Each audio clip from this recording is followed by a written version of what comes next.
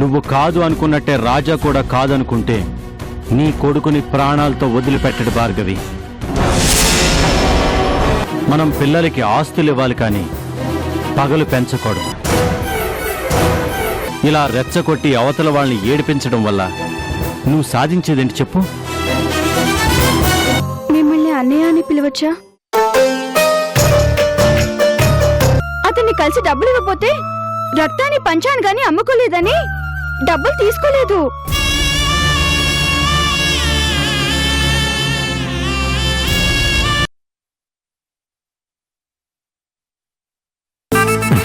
Very good అను. నీకు తెలుసో తెలీదో రక్తం పంచుకుని పుట్టేది తోబట్టువులు. ఆ కుర్రోడు నీతో రక్తం పంచుకుని పుట్టకపోయినా నీకు రక్తం పంచి ఇచ్చి నీకు నిజంగానే అన్నయ్య అయిపోయాడు. ఇక నుంచి నువ్వు అతన్ని అన్నయ్య అని పిలు, చెల్లెలుగా అభిమానించు.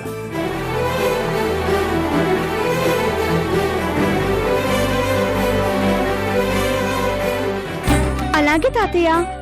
నా ఫ్రెండ్స్ అందరికీ అన్నయ్య ఉన్నాడు కానీ నాకు ఒక్కదానికి లేడని ఫీల్ అయ్యాను. కానీ ఈరోజు నాకు ఒక అన్నయ్య లాంటి మనిషి దొరికాడు. అన్నయ్య లాంటి మనిషి కాదమ్మా, అతను నీకు అన్నయ్యే. అవునమ్మా, తను అన్నయ్యలా అనుకున్నాడు కాబట్టి నువ్వు అడక్కపోయినా సహాయం చేశాడు. తనంతట తానే రక్తం ఇచ్చాడు. నువ్వు డబ్బులిస్తానన్నా తీసుకోలేదు. ఆ అభిమానం నువ్వు జీవితాంతం గుండెల్లో పెట్టుకోవాలి. అలా పెట్టుకుంటేనే ఆ బంధానికి ఒక అర్థం. బాగా చెప్పావమ్మా కరుణ. ఆంటీ చెప్పింది అక్షరాల నిజం. చూడను, ఆ కుర్రాడికి నువ్వు జీవితాంతో రుణపడి ఉన్నావు. నువ్వే కాదు, మీ అమ్మ మీ నాన్న అందరూ రుణపడి ఉన్నారు. లేకపోతే అతనెవరు నువ్వెవరు? దేవుడిచ్చిన అన్నయ్య కాబట్టి మీ ఇద్దరి రక్తం కూడా కలిసింది. మనకు తెలియదు కానీ ఆ దేవుడికి అన్నీ తెలుసు. ఎవరిని ఎలా కలపాలో, ఎవరిని ఎవరితో అనుబంధం ఏర్పరచాలో ఆయనే చేస్తాడు. చూడు, నువ్వు ఇక్కడి నుంచైనా జాగ్రత్తగా బండి నడపడం నేర్చుకో. నేను బాగానే నడుపుతాను తాతయ్య. ఆ ధీరజ్ కాడే కావాలని చేశాడు.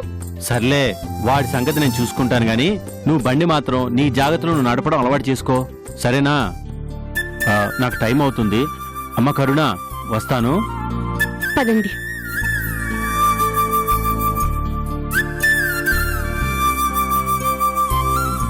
అను, జాగ్రత్త అమ్మా. కరుణ, వెళ్ళొస్తాను. అలాగే డాడీ. అవును, మా తాతయ్యని నువ్వు డాడీ అంటున్నావు, అదేంటి ఆంటీ? నీకు చిన్న అన్నయ్య ఎలా అయ్యాడో అలాగే నీ తాతయ్య కూడా నాకు డాడీ అయ్యారు. ఓ ఆంటీ, చిన్న ఎంత మంచి మంచో తెలుసా? ఫస్ట్ టైం ఓ దొంగ నా పర్స్ కొట్టేసి పారిపోతుంటే 1000 రూపాయలు సర్వీస్ ఛార్జ్ వసూలు చేశాడు. అప్పుడు డబ్బు మనిషి అనుకున్నాను. అలాగే రక్తం ఇచ్చాడని డబ్బులు ఇవ్వడానికి ఇంటికెళ్తే విచిత్రంగా 1 రూపాయి కూడా తీసుకోలేదు ఆంటీ. నేను రక్తం అమ్ముకునేవాడిని కాదు అన్నాడంటేనే చాలా గొప్పగా అనిపించాడు ఆంటీ. ఆ గొప్పతనం అతనిది కాదమ్మా, ఆ రక్తాంది. ఆ కాలనీలో తనున్న పరిస్థితిని చూస్తుంటే ఏ పనైనా చేస్తాడనిపిస్తుంది. కానీ 5000 ఇస్తున్నా వద్దన్నాడంటే నిజంగా గ్రేట్ అనిపించాడు ఆంటీ. అక్కడ చాలా మందికి ఏదో ఒక సాయం చేస్తూ ఉంటాడంట. పాపం, అమ్మా నాన్న లేని అనాథని తెలిసిందాంటీ. అంత మంచి మనిషికి అమ్మా నాన్న లేకపోవడం నిజంగా దారుణం కదా ఆంటీ? నిజమేనమ్మా, దారుణమే. భగవంతుడికి నిజంగా మనసు లేదమ్మా. ఉండుంటే అతని కన్న వాళ్ళని ఎందుకు దూరం చేస్తాడు? పాపం ఆంటీ. పోనీలే అమ్మా, అమ్మా నాన్న దూరమైనా నీలాంటి చెల్లెల్ని దగ్గర చేశాడు. ఆ దేవుడు నీకో మంచి అన్నని చూపించాడు. అవునాంటీ, ఇప్పటిదాకా నాకు తోబుట్టు లేడనుకున్నాను. కానీ ఈ రోజు నుంచే నాకు అన్నయ్య కూడా దొరికాడు. తనని జీవితాంతం గుర్తుంచుకో అమ్మా. చిన్న నీకు దేవుడిచ్చిన అన్నయ్య. అన్నయ్యని ఎప్పటికీ దూరం చేసుకోకు. నీకు అన్న అంటే అర్థం తెలుసా? అమ్మలో సగం, నాన్నలో సగం.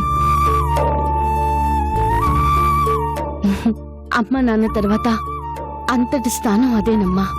ఓకే ఆంటీ, ఈ శుభ సందర్భంలో నాకు పాయసం చేసి పెట్టారా? మీరు పాయసం చాలా బాగా చేస్తారు కదా. Please please. అలాగే చేస్తాను. మా మంచి ఆంటీ.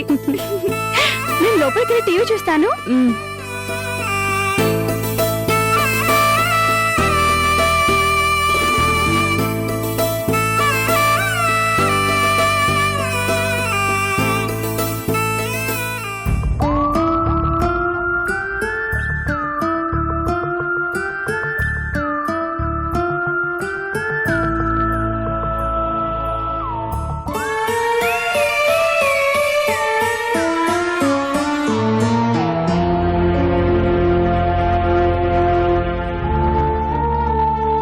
ఏంటి రచన, ఇందాక నుంచి వస్తున్నాను.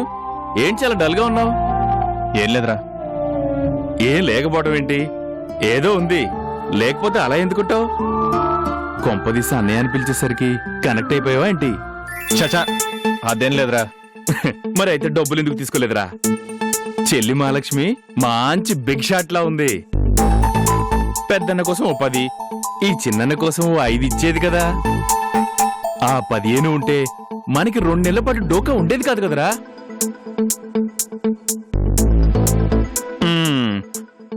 నాకేదో డౌట్ గా ఉంది రోయ్.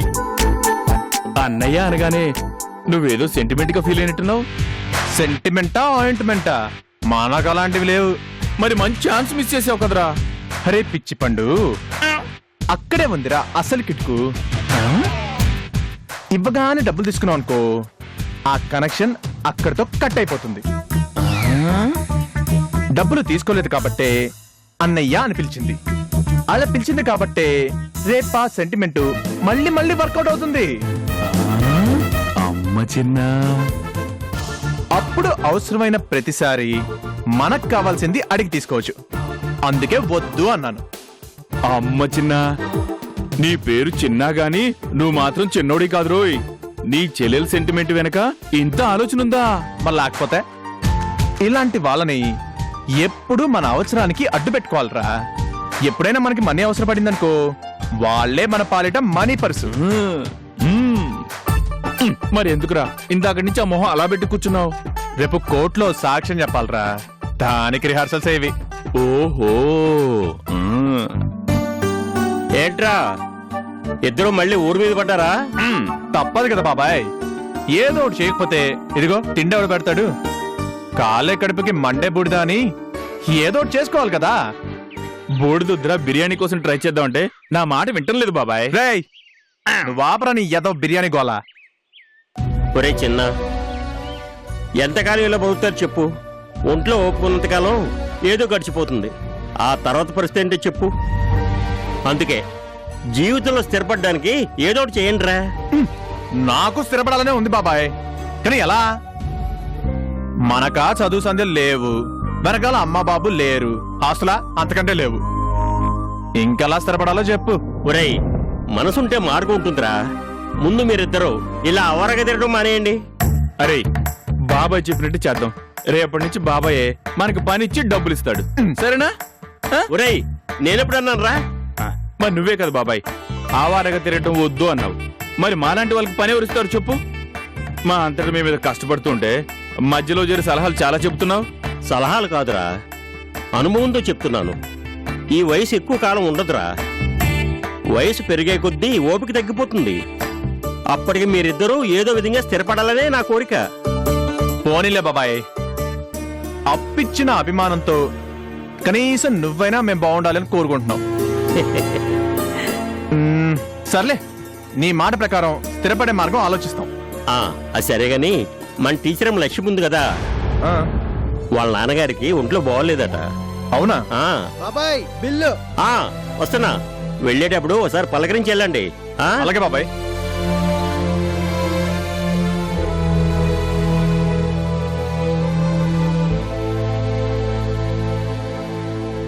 రే పండు, రే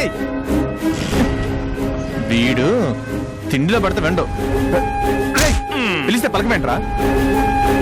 ఎక్కడికి? మాస్టర్ గారికి ఒంట్లో బాలేదంట, చూద్దాం పదం. ఇప్పుడు వెళ్ళడం అవసరమా?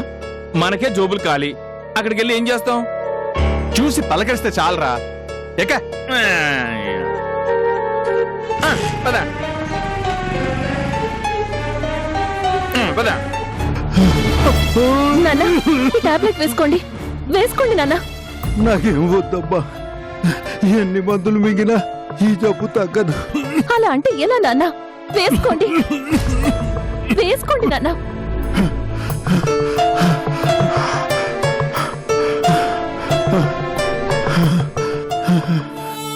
కాసేపు పడుకుని రెస్ట్ తీసుకోండి నాన్న, కషాయం కాస్తాను. నాకు సేవలు చేస్తూ ఇంట్లోనే కూర్చుంటావా? వద్దమ్మా, స్కూల్కి వెళ్ళు. నేను వెళ్ళను నాన్న. అలాగంటే ఎలాగమ్మా? మనకు ఆధారం అదే కదమ్మా. మిమ్మల్ని ఇలా వదిలి ఎలా వెళ్తాను నాన్న? ఏం పర్లేదు, స్కూల్లో ఏదో ఒకటి సర్ది చెప్పుకుంటాను. జీతం ఇచ్చేవాళ్ళు వాళ్ళు చెప్పిన పని అయ్యిందా లేదా అని ఆలోచిస్తారు కానీ మన కష్టాల గురించి ఎవరు పట్టించుకుంటారమ్మా? పిల్లలకు పాఠాలు చెప్పడం మానేసి మా నాన్నకు ఒంట్లో బాగాలేదు అంటే ఊరుకుంటారా? నాకేం కాదమ్మా, నువ్వు వెళ్ళమ్మా. లేదు నాన్న, మీరేం చెప్పినా నేను వెళ్ళను. అంతగా వాళ్ళు అభ్యంతరం పెడితే ఆ స్కూలే మానేస్తాను. 4 ఇళ్లలో పాఠాలు చెప్పుకున్నా గడిచిపోతుంది నాన్న. బాగా చెప్పావు లక్ష్మి. మాస్టారు, లక్ష్మీనే ఇంత ధైర్యంగా మాట్లాడుతుంటే మీరు మరింత ధైర్యం నూరిపోయాలి గాని భయపడతారేంటి? ఆడపిల్లను కన్న తండ్రికి ధైర్యం అనే మాటకి అర్థమే తెలియదు బాబు. ఒకవేళ మనసులో ధైర్యం ఉన్నా అది ఎప్పుడో ఆవిరైపోయి ఉంటుంది. నాలాంటి అనారోగ్యపు మనిషికి అసలే ధైర్యం ఉండదు. ఈ రోగంతో నేను ఎప్పుడు పోతానో తెలియదు.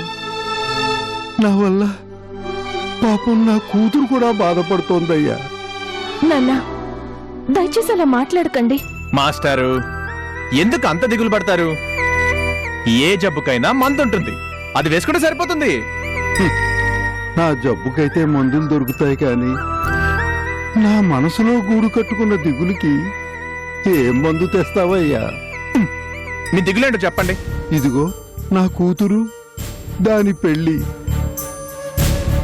ఈ పాటికి పెళ్లి చేసి అత్తారింటికి పంపించాల్సింది పోయి ఇంటి దగ్గరే పెట్టుకుని సేవలు చేయించుకుంటున్నాను.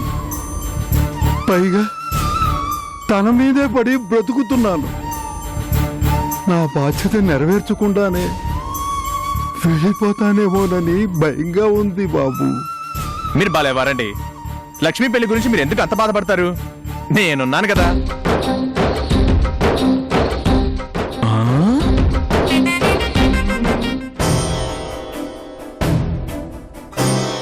నువ్వా? చిన్న, నువ్వు క్లియర్ గానే విన్నావు కదా? అవునరా. యా, మాస్టర్ గారు చేయలేకపోతే మనం దగ్గరుండి లక్ష్మీ పెళ్లి చేయలేమా? చెప్పు.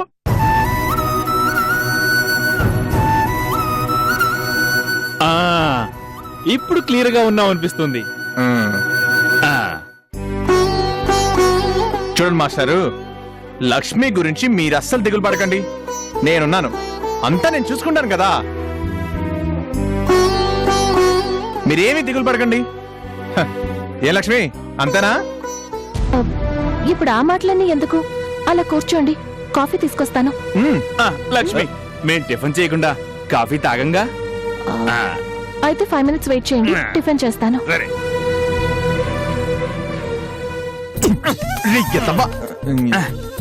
నీ మాటని లక్ష్మి కనెక్ట్ అయింది, నేను కాఫీ టిఫిన్ కి కనెక్ట్ చేశాను. ఇందులో తప్పే ఉంది. బాబు చిన్న, ఏ తల్లి కన్న బిడ్డవో కాని నాకు కొండంత ధైర్యాన్ని ఇచ్చావు. నీ మనసు చాలా మంచిది బాబు. పెళ్లి చేస్తానంటే ఎవరైనా మంచి వాళ్ళనే కనిపిస్తారు. ఏమంటున్నావు బాబు? ఏం లేదండి, మాకు పనుంది, మళ్ళీ కలుస్తాను అని చెప్తున్నాడు అంతే. మరి టిఫిన్? టిఫిన్ నేను బయట పెట్టిస్తాను కదా. పద, పదరా.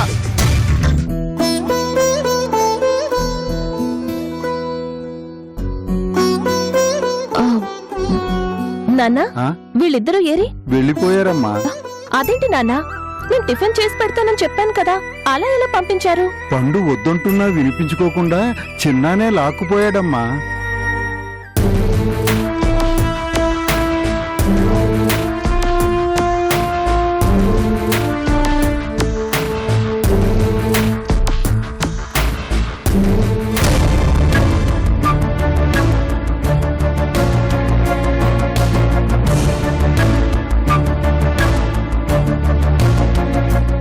ధీరజ్, ఇంకా తీరిగ్గా కూర్చొని టీవీ చూస్తున్నావేంటి? కాలేజ్కి వెళ్ళవా? ధీరజ్, అడుగుతున్నది నిన్నేరా. కాలేజ్కి టైం అవుతుంటే వెళ్లకుండా ఏం చేస్తున్నావు? బయలుదేరు. నేను ఇందాక నుంచి చెప్తూనే ఉన్నాను, కానీ వీడు వింటేగా.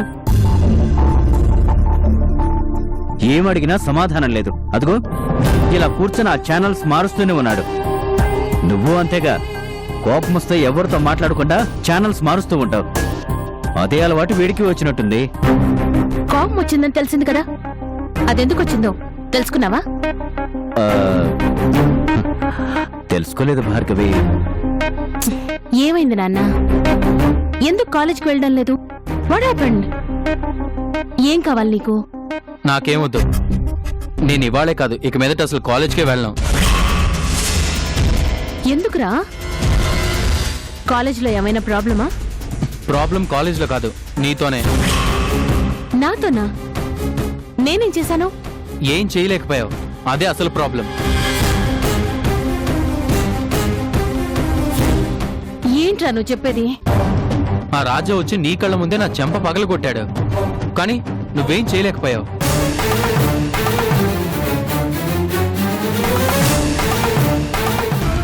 ఆ రోజు మాత్రం ఆ రాజా అంటే నాకు భయం లేదని పెద్ద గొప్పగా చెప్పావు. నిజంగా నీకు భయం లేకపోతే ఇన్ని రోజులు ఆ రాజాని ఎలా వదిలేసాం మమ్మీ? నీ కొడుకు నీ కళ్ళ ముందే చంపుతానని వార్నింగ్ ఇచ్చిపోతే ఇంతవరకు ఏం చేశావు? నువ్వేమీ చేయనేలేదు. ఏంటి, ఆ రాజా నిన్ను కొట్టాడా? మరి నాతో ఎందుకు చెప్పలేదురా? చెప్తే ఏం చేసేవాడు డాడీ? అసలు వాడితో గొడవ పడకుండా ముందే ఆపేవాడిని. అది అందుకే నేను చెప్పలేదు. ఏ మమ్మీ, నన్ను కూడా డాడీ లాగే అతనితో గొడవ పడకుండా తలంచుకొని పారిపోమంటావా? ఆ రోజు నా ఫ్రెండ్స్ అందరి ముందు ఆ రాజా కూతురికి షాక్ ఇచ్చాను. ఆ రోజు అందరూ నన్ను హీరోలా చూశారు. ఇప్పుడు అలా బాబు వచ్చి నాకు వార్నింగ్ ఇచ్చిపోయాడు. ఈ విషయం కాలేజ్ మొత్తం తెలిసిపోయి ఉంటుంది. అక్కడ నా పరువు ఏం కావాలి? రేయ్, రాజా వచ్చి వార్నింగ్ ఇచ్చింది ఇంటి దగ్గర కదరా, బయటికెలా తెలుస్తుంది? నువ్వు కూడా ఏం తెలియనట్టు వెళ్ళు. మనం ఇంట్లో కూర్చొని బయట ఏం తెలియదు అనుకోవడం మన పిచ్చి డాడీ. ఇలాంటి విషయాలు మనకంటే ముందే బయటికి పోతాయి. అను కాలేజ్ మొత్తం టామ్ టామ్ చేసి ఉంటుంది. ఆ ధీరజ్ గాడికి మా డాడీ ఇంటికెళ్ళి వార్నింగ్ ఇచ్చాడు, ఇక నా జోలికొస్తే వాడి కాళ్ళు విరగొడతాడంటూ అందరికీ వాట్సాప్ మెసేజ్ పంపించేసి ఉంటది.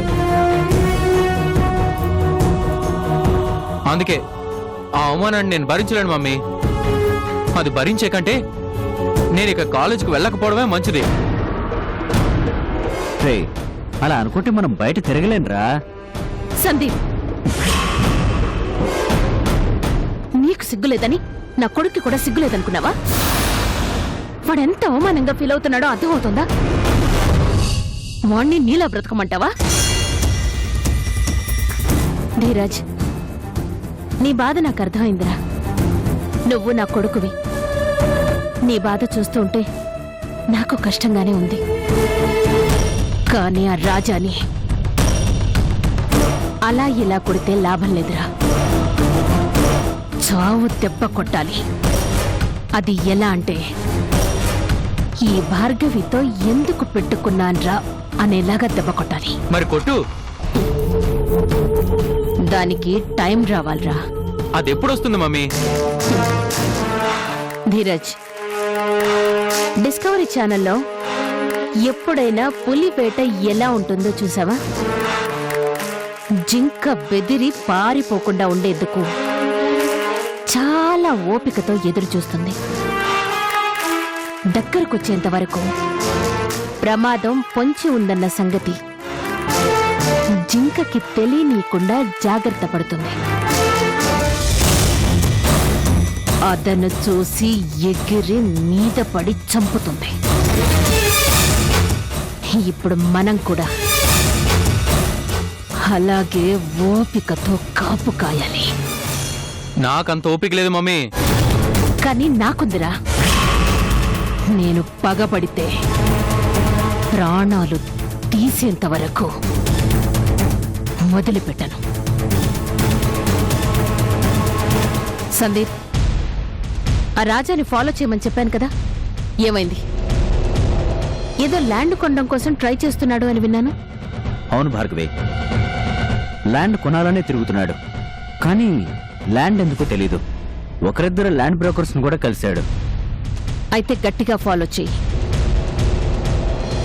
నా కొడుకు తల ఎత్తుకునేలా రాజా తలని నేలకి దించాలి. ఈ క్షణం నుంచి నీ పని అదే. అర్థమైందా? అలాగే భార్గవి. ధీరజ్, నీకు మాటిస్తున్నాన్రా. ఆ రాజాకి దిమ్మ తిరిగే షాకిస్తాను. అది చూసి నీ ఫ్రెండ్స్కి నువ్వు కథలు కథలుగా చెప్పుకునే అవకాశం నీకు నేనిస్తున్నాను. ఓకే? Thanks mummy.